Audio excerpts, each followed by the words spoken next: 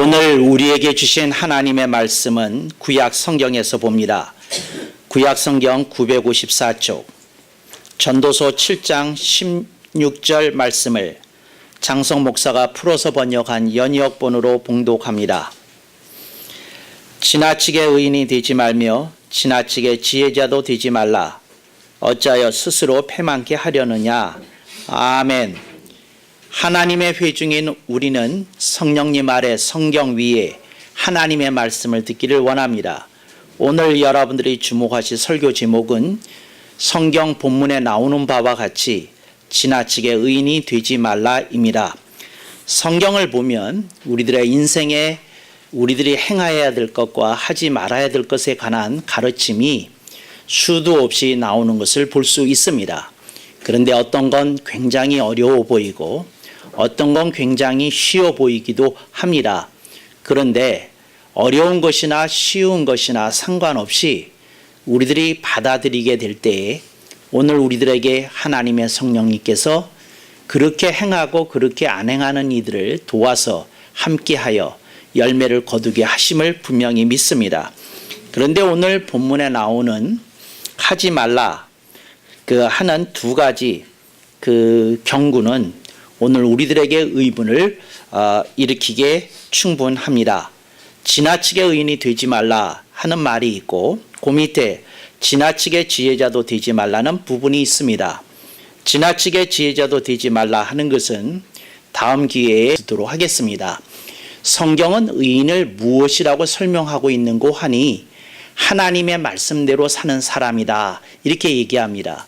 하나님의 말씀이 하라 하는 것은 하고 하지 않는 사람이라는 뜻이지요. 그래서 의인이라고 하면 100% 하나님을 기쁘시게 하는 사람이라는 뜻이 그 속에 뉘앙스처럼 살아있다고 우리는 그렇게 느끼면서 성경을 읽습니다. 그런데 우리들의 주목을 끌면서 우리들이 단어를 모르는 것이 아니라 이것이 어떤 개념인지 잘 이해되지 않는 부분이 있습니다. 의인이 되지 말라는 말, 이건 합당한 말이 아니고 하나님 보시기에 하나님이 기뻐하시는 인생을 살아서 의인이 되라 하는 말은 우리들이 이해가 되겠는데 지나치게 의인이 되지 말라 하는 말이 뭐냐 하고 여러분이 스스로에게 물어본다면 이거 대답하기가 그다지 쉬운 문제가 아니라는 것을 여러분들이 자각하시게 됩니다. 이걸 여러분들이 어떤 신학자에게 물어도 그 신학자도 이걸 뭐라고 대답해야 되지 하고 잠시 난감한 상태에 빠질 수도 있습니다. 왜냐하면 의인이라는 개념은 너무도 하나님이 기뻐하시는 개념이기 때문에 그렇습니다. 그런데 지나치게 의인이 되지 말라 이게 무슨 말이냐는 겁니다. 근데 여기에 몇 가지 이 한 가지 개념 한 가지 주제를 가지고 제가 한 2달은 설교할 수 있을 것 같아요. 근데 여러분들은 2달까지 기다리실 인내심이 없는 관계로 그냥 오늘 지나치게 의인이 되지 말라는 뜻을 한 4가지 정도로 여러분에게 요약해서 이렇게 제시하면서 여러분들이 지나치게 의인이 되지 말라는 그 하나님의 말씀의 깊이와 높이에 젖어들 수 있기를 바랍니다. 지나치게 의인이 되지 말라. 첫 번째 의미는 무슨 말인고 하니 종교적으로 지나치게 의인이 되지 말라는 뜻입니다. 종교적으로 지나치게 의인이 되지 말라 하는 말은 무슨 말인고 하니 여러분들이 명동거리에 나가면 알 수 있습니다. 거기 가면 1년 365일 진을 치고 있으면서 관광객들을 향하여 오고 가는 행객들을 향하여 이제 복음을 외친다고 하는 사람들이 있습니다. 거기에다가 뭐라고 써 있는고 하니 예수, 천국, 불신, 지옥 그것도 뭐 지옥 같은 그 개념에다가는 빨간색을 딱 칠해놔가지고 펄펄 끓는 지옥으로 떨어진다는 의미를 시각적으로 부각시켜서 그 팻말을 들고 이제 조용히 지나갈 때도 있고 소리칠 때도 있습니다. 이제 성경은 그런 사람들을 보고 종교적으로 지나치게 의인이 된 사람들이라고 얘기하는 겁니다. 제가 여러분들한테 말합니다. 하늘나라에 가는 길은 예수 그리스도의 복음밖에 없는 게 진리인 거 맞습니다. 그러나 성경은 또한 말을 하기를 다른 사람들이 믿는 종교나 신앙에 대하여 모욕하지 말라고 또한 얘기합니다. 여러분, 오늘 우리들이 믿는 기독교가 진리라고 해서 우리들이 다른 종교를 믿는 사람들을 폄훼하거나 비방하거나 비난하거나 또 그 사람들을 혹독하게 이렇게 우리들이 공격하는 일은 이건 결코 옳은 일도 아니고 주님을 기쁘시게 하는 일이 아니라는 것을 알아야 되겠습니다. 그래서 종교적으로 지나치게 의인이 되지 말라. 이거 여러분들이 꼭 기억해야 됩니다. 제가 생각했을 때 제가 만약에 목사도 아니고 기독교인도 아니었으면 누가 방송에서 길거리를 지나가는 저에게 묻기를 목사가 아니라고 전제를 했으니까 저 혹시 기독교에 대해서 어떤 관념을 갖고 계십니까? 하고 물어본다면 저는 아마 그 사람의 입장에서 이렇게 얘기했을 것 같아요. 예, 세상에서 제일 밥맛 없는 종교입니다. 이제 이렇게 대답했을 것 같아요. 제가 왜 그런 감정을 갖느냐 하면 어떤 이들이 다른 신앙이나 종교를 갖는 사람들에 대해서 갖는 태도는 이건 도무지 기독교 신앙하고는 전혀 상관없는 일이라는 거 여러분들이 기억하실 수 있기를 바랍니다. 예수를 믿어도 품위 있게 믿고 예수를 믿어도 품격 있는 행동을 해야 합니다.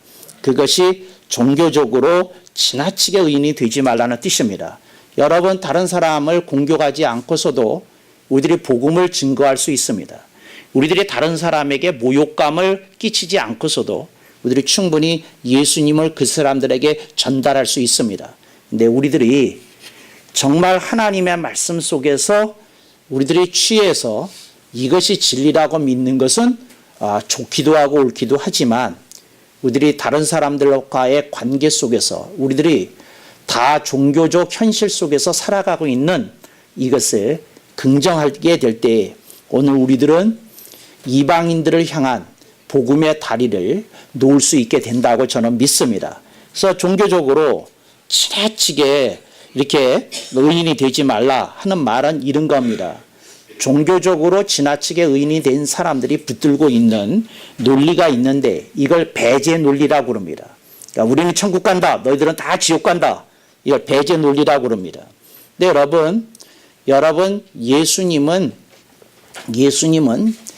내가 길이요 진리요 생미라고 분명히 말씀하셨지만 너희들이 나가서 복음을 증거할 때 그 사람들한테 이렇게 공격적으로 모욕적으로 그리고 배제 논리에 기반해서 복음을 증거하라고는 하지 않았다는 거 기억하실 수 있기를 바랍니다.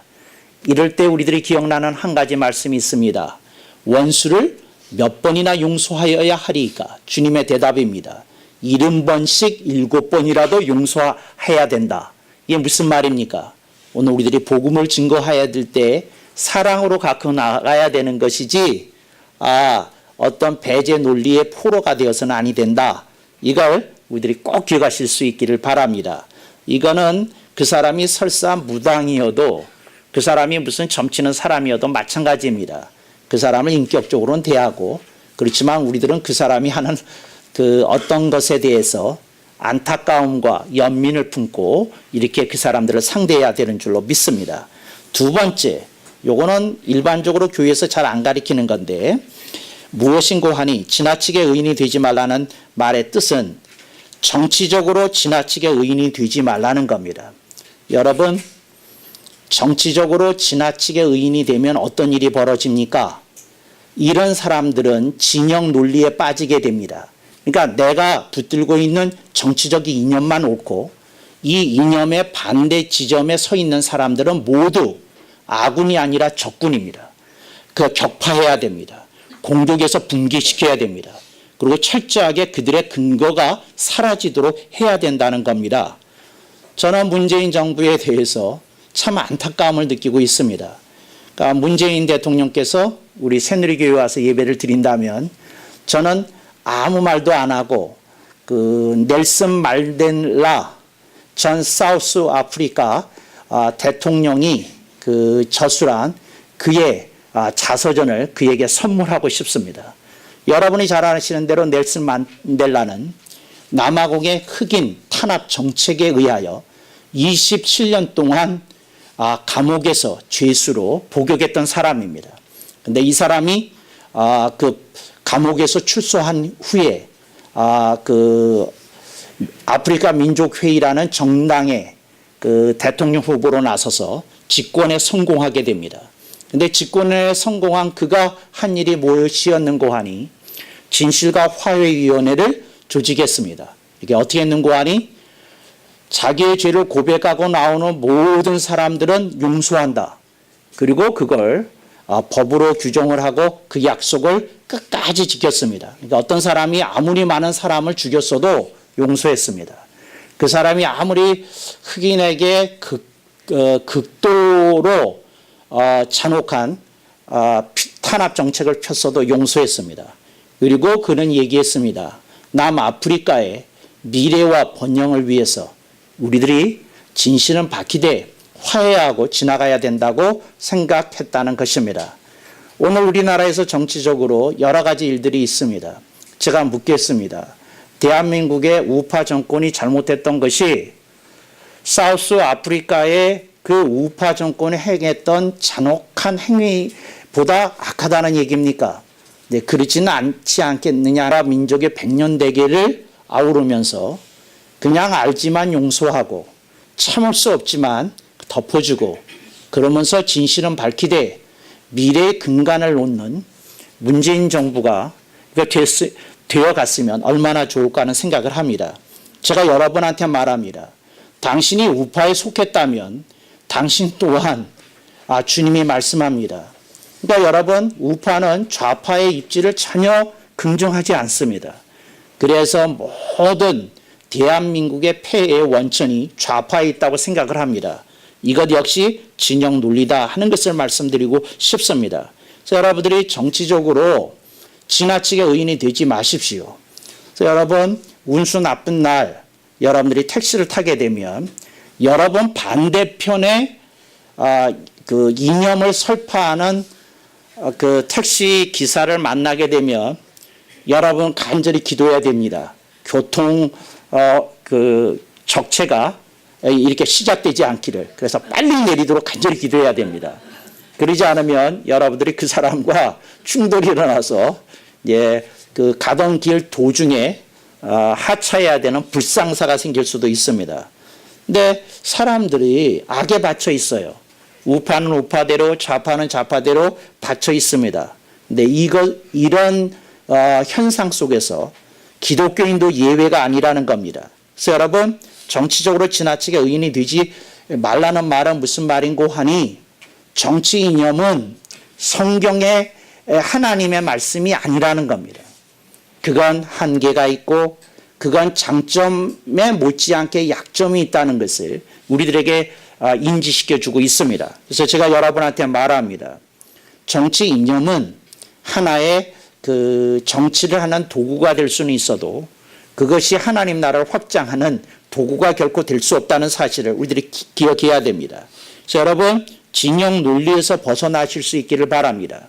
그리고 여러분들이 나 자신이 소속된 쪽이 언제나 옳다는 생각에서 벗어나야 됩니다. 다른 사람의 입장을 관용하고 이해하려고 하고 타협하려고 하고 협상하려고 하고 절충점을 찾는 대한민국의 정치가 되어야 되고 대한민국의 사회가 되어야 할 것입니다. 네, 그럴 일이 일어났을 때에 우리나라는 진정으로 그 미래를 향해서 모범이 되는 민주 국가의 길을 걷게 된다고 믿습니다. 오늘 본문에 있는 말씀 세 번째로 지나치게 의인이 되지 말라 하는 말이 무슨 말이냐? 교육적으로 지나치게 의인이 되지 말라는 겁니다. 교육적으로 지나치게 의인이 되지 말라 하는 말은 무슨 말인고 하니 부모가 마치 모든 일에 대해서 정답과 해답을 갖고 있는 것처럼 부모가 자녀에게 간섭을 행세하는 거 이거 교육적으로 지나치게 의인이 되는 사람들이 보이는 행태입니다. 그러니까 시시콜콜하게 나는 아직도 이 말을 쓰고 있지만 이 말의 뜻을 몰라요. 시시콜콜이 뭔지. 그렇지만 하나하나 이렇게 꼭꼭 집어가면서 뭐 얘기하는 걸 의미하는 것 같아요. 제가 여러분한테 말합니다. 교육적으로 지나치게 여러분들이 의인이 되지 마실 수 있기를 바랍니다. 우리 모두는 약점이 있고 한계가 있습니다. 장단점이 있습니다. 그래서 여러분들이 스스로에게 물어보십시오. 내가 아이에게 100점의 아빠, 엄마로서 아이 앞에 서 있는 사람인지를 생각해 보실 수 있기를 바랍니다. 여러분, 이건 공개된 천년의 비밀입니다. 천년의 비밀이라는 건 뭔고 하니 속썩였던 자녀 시절을 지난 부모일수록 자녀에게 가혹하다는 겁니다.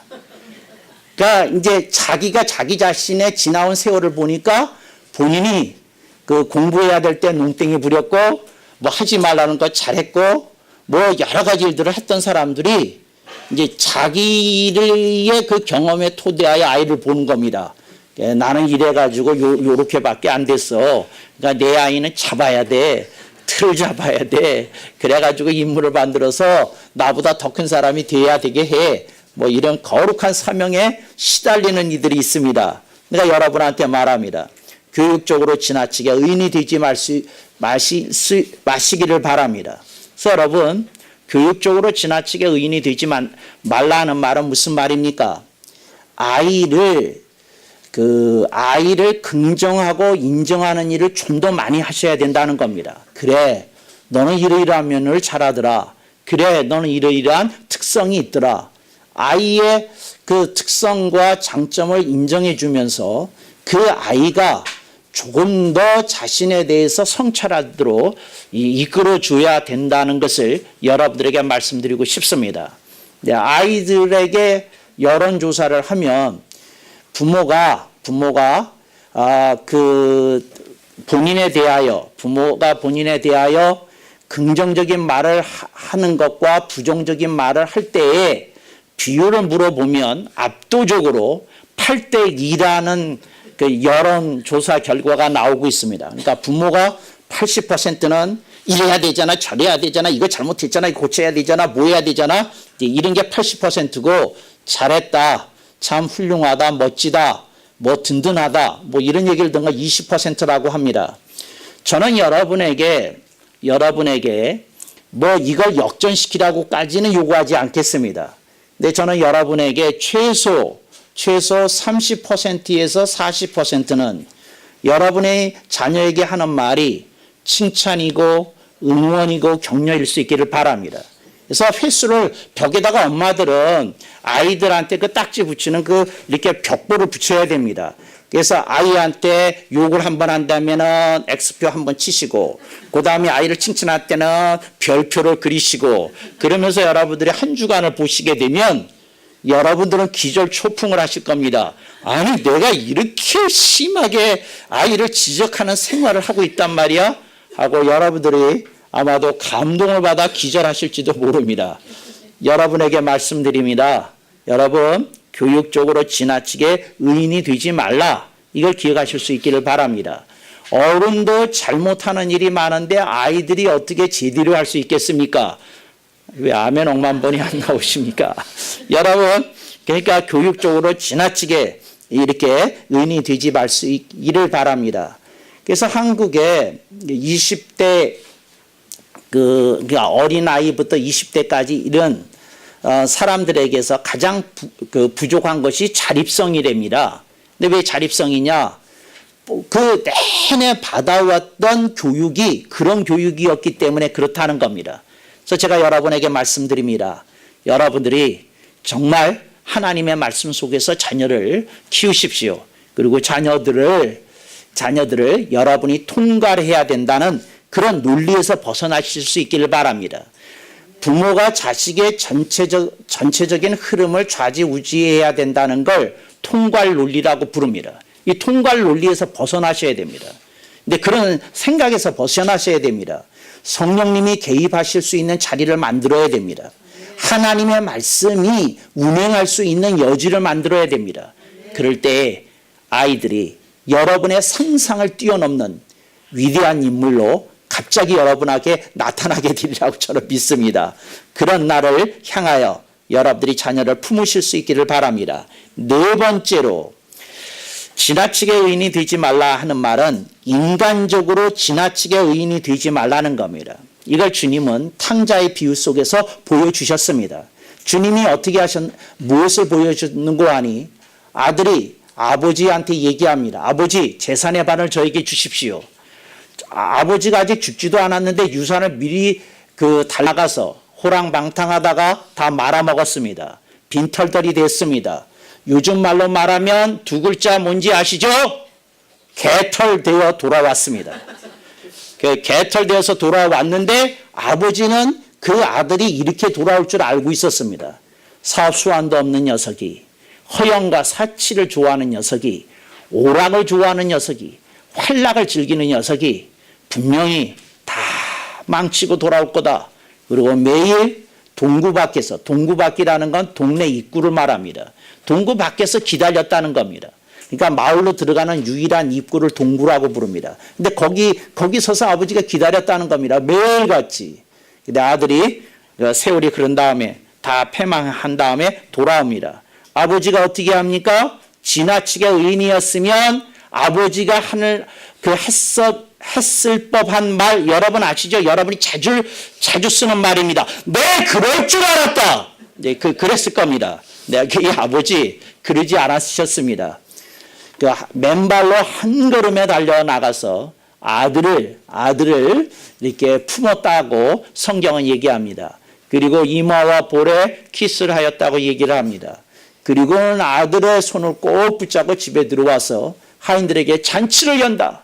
동네방네 얘기를 하거라. 그리고 송아지도 고기질이 제일 좋은 송아지 고기로 손님들을 대접해야 되겠다. 이렇게 선포하고 즐거워서 춤을 추는 아버지를 보게 됩니다. 이게 인간적으로 지나치게 의인이 되지 않은 사람의 모습이다. 이걸 여러분들이 기억하실 수 있기를 바랍니다. 인간적으로 지나치게 의인이 되지 않는다는 말이 뭡니까? 여러분들이 인간에 대한 결정적인 판단은 조금 유보하셔야 된다는 겁니다. 사람을 조금 기다려 주십시오. 절망적인 선언을 하지 마십시오. 그리고 여러분들이 어떤 인간에 대해서든지 조금 유의할 수 있는 마음을 가지실 수 있기를 주님의 이름으로 당부합니다. 성범죄자들에게 전자팔찌를 이렇게 끼우고 그러잖아요. 그런데 역으로 생각을 해보면 여러분, 성범죄자도 인간입니다. 전자팔찌 차고 싶겠습니까? 그러고 살고 싶겠습니까? 그러니까 그런 사람들에게 전자팔찌만 채우면 안 됩니다. 어떻게 되는 거 아니? 그들이 일주일에 한 번씩 신의 삼당을 받도록 국가가 조치해야 됩니다. 그래서 그 사람들이 일정 기간을 지나서 정상적으로 사회에 다시 돌아올 수 있는 길을 터야 됩니다. 그런데 심리 상담은 안 해주고 범죄자 취급을 하면서 국가가 24시간 지켜보고 있다는 뜻으로 전자팔찌를 이렇게 착용하게 만드니 그걸 보면서 저는 조금 안타까운 마음이 들었습니다. 성범죄자에게 전자팔찌를 채우지 말자고 얘기하는 게 아닙니다. 채워야 되는데 그들도 연약한 인간이고 그들도 얼마나 수치와 모욕감을 겪게 되는지에 대해서 이해를 하고 그들 돕는 장치까지 마련되어야 건강한 사회가 형성이 되지 않겠는가. 그런 것을 한 가지 예를 들어서 얘기하자면 그 얘기를 드리는 겁니다. 그래서 여러분, 인간적으로 어떻게 해야 됩니까? 인간적으로 지나치게 의인이 되지 마십시오. 여러분들이 어느 때 한 번의 눈빛으로 사람을 다 죽여버립니다. 때려볼 때 눈빛만 제대로 찍기만 하면 저는 아마도 세계적인 사진 작가가 되지 않을까 이런 생각을 합니다. 이게 무슨 말입니까? 인간이 그토록 다른 사람에게 경멸감과 모멸감을 표출할 수 있다는 겁니다. 인간적으로 지나치게 의인이 되지 마십시오. 여러분 조금 참으실 수 있기를 바랍니다. 어떤 분이 자동차 문을 열고 이렇게 자동차 차문 있잖아요. 앞에 두 문을 내리고 이렇게 지나가는데 술 취한 사람을 봤답니다. 그래가지고 운전자가 그랬는지 부인이 옆에 앉고 있는 부인이 그랬는지 참 사람 꼬라지 하곤 하는 소리를 했답니다. 근데 둘이 하는 얘기였거든요. 그런데 이게 이 술꾼이 그러지 않아도 자동차 뭐 외제차 타고 가야지 뭐 좋은 차 타면 이렇게 신경 쓰여서 이렇게 좀 그러지 신경이 살아있지 않습니까? 근데 만취한 상태에서 그걸 들었어요. 그래가지고 그 술병 들고 있던 술병을 갖다가 차를 향해서 팍 던졌는데 운전자 머리에 정통으로 맞았답니다. 그래서 혼수 상태에 빠져가지고 그랬는데 자 여기서 이제 중요한 건 뭐 한 겁니까? 딱 한마디 했어요. 지나간 차에서 딱 한마디 했어요. 그랬는데 그게 상대방에게 뭘 일으켰습니까? 경멸감과 모멸감으로 받아들여졌어요. 그래서 술 취한 사람이 조금 이렇게 폭력성이 이렇게 일어날 때도 있지 않습니까? 그래서 순식간에 던졌는데 이게 뭐 마귀의 기운이 탔는지 어땠는지 사람 머리를 정통으로 맞췄답니다. 여러분 이게 무슨 얘기입니까? 여러분들이 인간적으로 지나치게 의인이 되면 모든 일에 대하여 여러분들이 평론을 하고 싶어집니다. 저 사람은 저래서 안 돼. 저 사람은 저게 나빠. 저 사람은 저래 고약해. 저 사람 저래서 정말 악해. 뭐 이런 얘기 여러분들이 할 수 있습니다. 그런데 여러분 이게 인간적으로 지나치게 의인이 되는 길이다 하는 걸 기억하실 수 있기를 바랍니다. 물론 이런 걸 하면 술맛 떨어집니다. 그래서 기독교인은 아예 술을 안 마시는 겁니다. 여러분 술 마시는 재미 중에 하나가 누구 뒷담화하는 겁니다. 그러니까 맨정신은 그렇게 센 얘기 안 나와요. 근데 그거 하는 되게 재미가 있는데 여러분들이 기억하십시오. 여러분들이 그런 거 하지 말기를 바랍니다. 제가 이렇게 좀 살면서 이렇게 보니까 그게 뒷담화라는 게 인간의 본성인 것 같아요. 뭐냐면 사실은 술을 안 마셔도 이런 거 잘합니다. 우리 인간이라는 게. 그러니까 여러분들이 조금 이거 벗어날 수 있기를 바랍니다. 어떤 심리학자가 조사를 했더니 하루에 직장 생활을 하는 사람들이 자기 친한 사람들하고 하는 얘기의 30%가 누군가의 뒷담화랍니다. 하루에 뭐 좀 유식한 용어로 talking about 하는 얘기가 뭐라고요? 누구의 뒷담화라는 겁니다. 근데 이거 여러분 좀 벗어나야 됩니다. 이런 문화에서 여러분들이 정말 해방되실 수 있기를 주님의 이름으로 당부드립니다. 그래서 인간적으로 지나치게 의인이 되는 사람이 붙들려 있는 논리가 무슨 논리인지 아십니까? 자, 이게 무슨 논리입니까? 모르시겠어요? 폄훼의 논리입니다. 누군가를 흉보는 걸 폄훼라고 합니다. 폄훼 논리입니다. 거기에 빠져 있어요. 이게 입에 붙으면요. 이 병은 죽을 때까지 고치기 힘들어요. 한 번 혓바닥에 붙으면 이게 아주 초콜릿보다도 더 아주 그 혀를 살아나게 합니다. 그러니까 혀를 살아나게 하는 것의 1등이 뭐냐? 폄훼입니다. 그러니까 누구를 말할 때 여기에서 아주 기름이 살짝 흘러가지고 나오게 됩니다. 지나치게 의인 되지 마십시오. 여러분들이 참 안타까운 마음을 가지고 좀 바라보고 가슴에 새기고 좀 그러실 수 있었으면 좋겠다 하는 겁니다.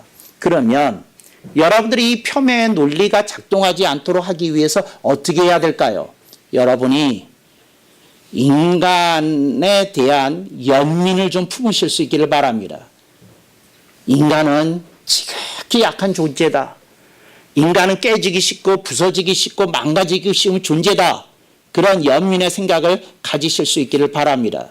여러분들이 그런 생각을 가질 때에 여러분의 삶 속에 새로운 미래가 열려진다. 이렇게 생각이 되어집니다. 그래서 여러분 오늘 저는 여러분에게 배제 논리, 진영 논리, 통괄 논리, 또 무슨 논리요? 폄훼 논리. 이 4대 논리를 가르쳤습니다. 이게 여러분들의 인식 속에서 떨궈야 될 4대 논리입니다. 이 논리를 여러분들이 내려놓을 때 여러분은 지나치게 의인이 되지 않고 하나님 기뻐하시는 말씀으로 살아 주님을 기쁘시게 하는 참된 그리스도인 곧 의인의 길을 걷게 되리라고 믿습니다. 그런 여러분이 되시기를 주님의 이름으로 강추합니다. 아멘 한번.